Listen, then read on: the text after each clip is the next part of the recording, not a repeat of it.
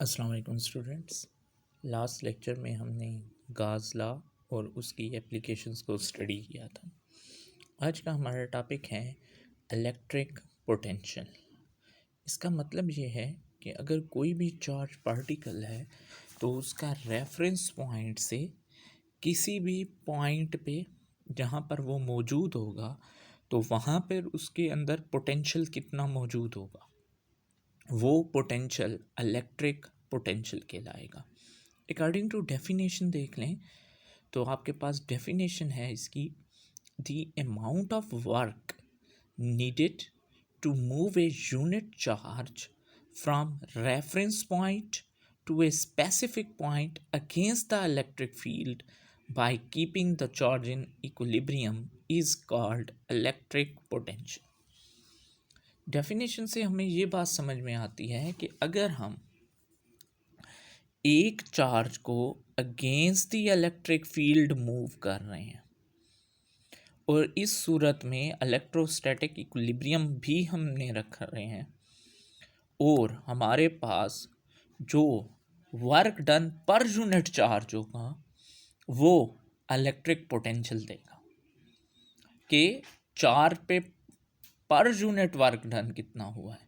तो मैथमेटिकली अगर आप देखें, if Q not is the unit charge, हम एक यूनिट चार्ज ले रहे हैं जो क्यू नॉट है और उसके ऊपर फिर इलेक्ट्रिक पोटेंशियल क्या होगा उसको हम कैसे एक्सप्रेस करेंगे, तो V is equal to W divided by Q not.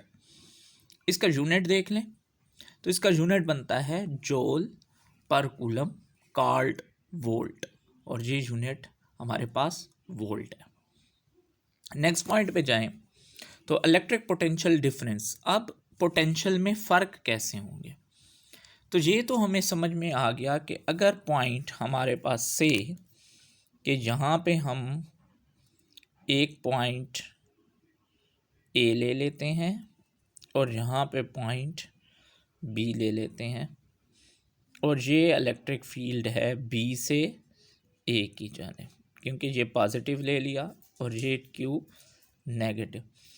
इस सूरत में जब हम यहाँ से यहाँ तक इसको इलेक्ट्रोस्टैटिक इक्विलिब्रियम रखते हैं तो यहाँ से यहाँ तक जितना इसके अंदर पोटेंशियल होगा वो potential per unit charge electric potential कहलाएगा। अब कि हमें कितना पोटेंशियल उस पर ज़रूरत है, दूसरे अल्फाज में ये भी कह सकते हैं। अब जो पोटेंशियल ए पे इसके अंदर है और जो पोटेंशियल बी में है, इन दोनों पोटेंशियल्स में अगर हम डिफरेंस ले लें तो वो डिफरेंस हमारे पास इलेक्ट्रिक पोटेंशियल डिफरेंस कहलाएगा। अब इलेक्ट्रिक पोटेंशियल डिफरेंस को मज़ीद हम डेप्थ में देखते हैं, कैसे हम इसको समझ सकते हैं।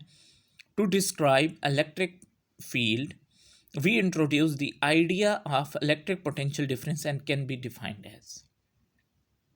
असल में इलेक्ट्रिक फील्ड को डिस्क्राइब करने के लिए हमने इलेक्ट्रिक पोटेंशियल डिफरेंस का आइडिया जो है वो इंट्रोड्यूस किया ताकि हमें इलेक्ट्रिक फील्ड का पता चले कि इलेक्ट्रिक फील्ड चार्ज की कितनी स्ट्रांग है।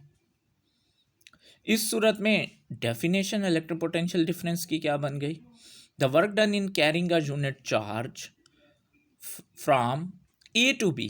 अब जो वर्क डन ए से बी तक हुआ है जिसके अंदर हमने क्या किया है,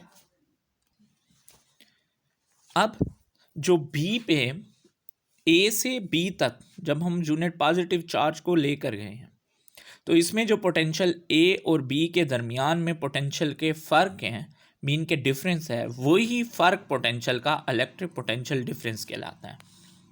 तो आपने जैसा कि पीछे पढ़ा कि V बराबर है W ओवर क्यू नॉट, तो अगर हम पोटेंशियल डिफरेंस लें तो डिफरेंस के लिए आप सारों को मालूम है कि हम डेल्टा V लेते हैं।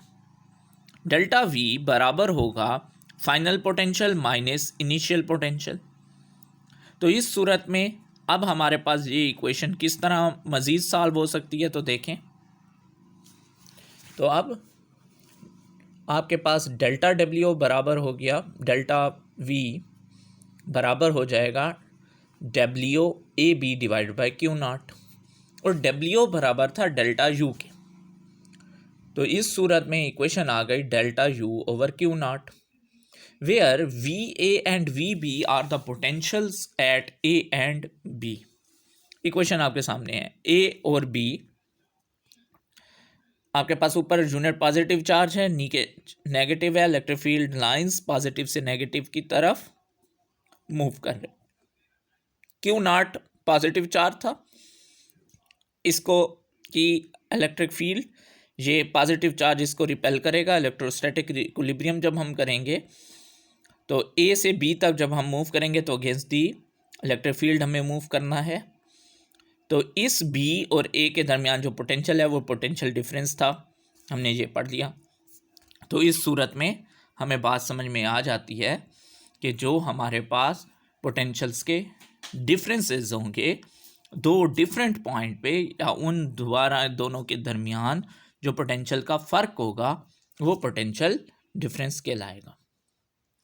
अब नेक्स्ट टर्म की तरफ हम जाते हैं कि पोटेंशियल एनर्जी क्या है। एनर्जी, जैसा कि हम जानते हैं कि एनर्जी हमारे पास वर्क डन होता है। अब एनर्जी को हम देखें, the electric energy is the energy that is needed to move a charge against the electric field is known as electric potential energy. अब इस क्यू नॉट को जब मैंने against the electric field move करना है तो इसको मूव करने के लिए जो मुझे एनर्जी की ज़रूरत पड़ेगी वो एनर्जी इलेक्ट्रिक पोटेंशियल एनर्जी कहलाएगी। बात बिल्कुल वाजे हो गई अब कि जिस पॉइंट पे ये मौजूद है वहाँ पे जो पोटेंशियल होगा या वो इसका इलेक्ट्रिक पोटेंशियल होगा, और यही चार्ज जब मूव करेगा अगेंस्ट द ग्रेविटी तो जिस एनर्जी से ये मूव कर रहा होगा तो वो एनर्जी हमारे पास इलेक्ट्रिक पोटेंशियल एनर्जी कहलाएगी। इस सूरत में हम इसी बात को जब एक्सप्लेन करते हैं तो हम इसके लिए इसी डायग्राम के मुताबिक थोड़ी सी एक्सप्लेनेशन देखते हैं। लेट डब्ल्यू ए बी, मैं वर्क डन कर रहा हूँ ए से बी तक, be the work done by the force carrying a unit charge Q naught from A to B. मैंने ए से बी तक जो वर्क डन किया है चार्ज क्यू नॉट पे, जैसा कि डायग्राम में आपको नजर आ रहा है, और ये वर्क डन कैसे किया है अगेंस्ट द इलेक्ट्रिक फील्ड। मैंने चार्ज को मूव इलेक्ट्रिक फील्ड के अगेंस्ट किया है, लेकिन by keeping the charge in equilibrium, लेकिन चार्ज को इक्विलिब्रियम में रखा है। बात यह है कि चार्ज को इक्विलिब्रियम में रखना है, इसका यह मतलब है कि एक्सिलरेटेड नहीं होना, यूनिफॉर्मली मूव करना है। जी change in its potential energy, अब पोटेंशियल एनर्जी में चेंजेस आएंगे, वो इसलिए क्योंकि पहले पोजीशन ए थी फिर पोजीशन बी है, एनर्जीज में फ़र्क आएंगे। एनर्जी में जब फ़र्क आता है तो इसका वाज़े मतलब है कि वर्क डन हो गया है। तो डब्ल्यू ए बी बराबर होगा डेल्टा यू। अब डेल्टा यू का मतलब है change in potential energy, change in potential, तो final minus initial U B minus U A. जबकि हम जानते थे प्रीवियस इक्वेशन से कि डेल्टा यू बराबर बन रहा है Q naught V B V के, तो जहाँ पे यू बी है तो क्यू नॉट वी बी आएगा और यू ए के लिए क्यू नॉट वी ए आएगा। क्यों कॉमन ले लिया तो V B minus V A. Previous equation को अब हम देखेंगे कि V B minus V A किसके बराबर है, तो वो डेल्टा वी के बराबर है, मीन के पोटेंशियल डिफरेंस के बराबर। तो इस सूरत में वर्क डन की इक्वेशन बन गई। तो इस सूरत में वर्क डन है Q delta V, this is the required relation. ये हमारे पास इलेक्ट्रिक पोटेंशियल एनर्जी का रिक्वायर्ड रिलेशन है। अब हम जाएंगे नेक्स्ट टॉपिक पे, electric field as potential gradient. बच्चों ये बहुत ही इंपॉर्टेंट टॉपिक है, ये अक्सर शॉर्ट क्वेश्चन में आता रहता है। सेम है, हमने बिल्कुल वैसे ही वर्क डन करना है जैसे हमने इलेक्ट्रिक पोटेंशियल एनर्जी में किया।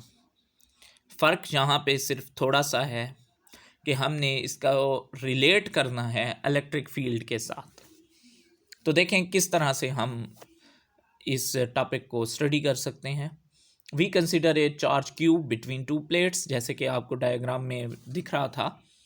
डायग्राम स्टूडेंट्स इसी डायग्राम को दोबारा देखें कि इसमें पॉइंट ए और पॉइंट बी है और क्यू नॉट पे आपको नज़र आ रहा है कि क्यू नॉट की डायरेक्शन टुवर्ड्स नेगेटिव चार्ज है। इसका ये मतलब कि क्यू जो है अगर मैं उसको फ्रीली छोड़ दूं तो वह अट्रैक्ट हो जाएगा पॉजिटिव प्लेट से।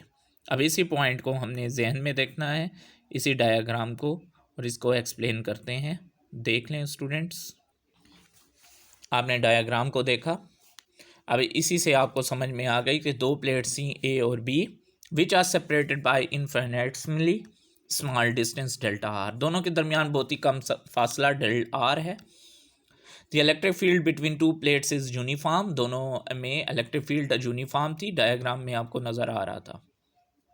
The potential difference between A and B is given as, potential difference दोनों प्लेट्स के दरमियान डेल वी होगा, तो del V is equal to W A B over Q naught होता है। तो यहाँ पे मैंने सॉल्व करके लिख दिया है V B minus V A is equal to W A B divide by Q not.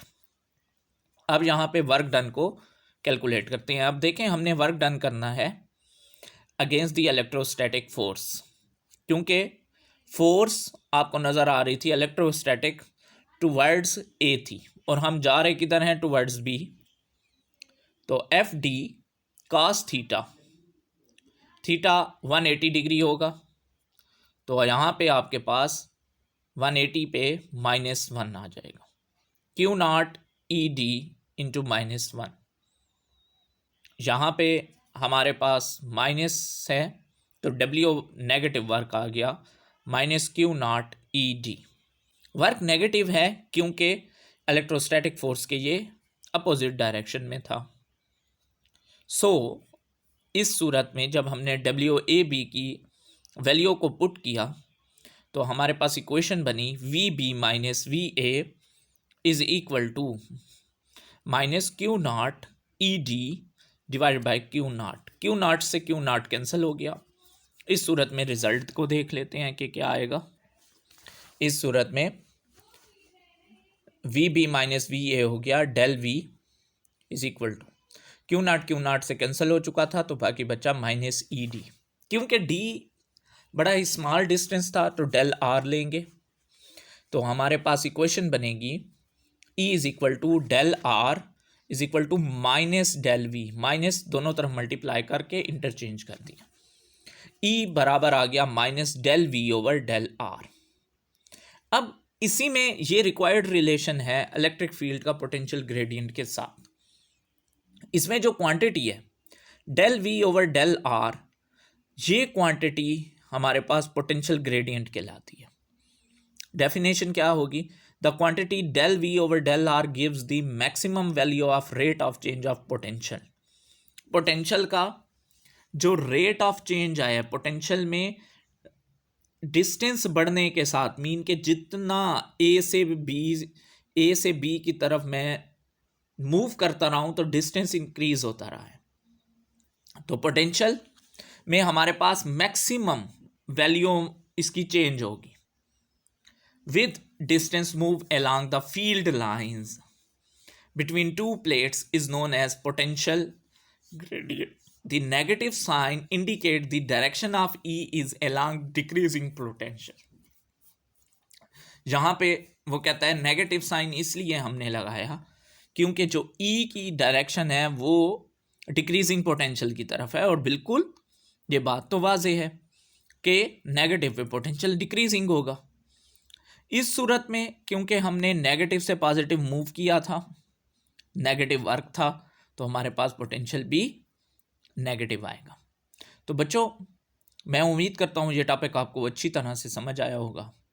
Next topic में नेक्स्ट वीडियो के साथ मिलेंगे। अपना ख्याल रखें। अल्लाह हाफिज़।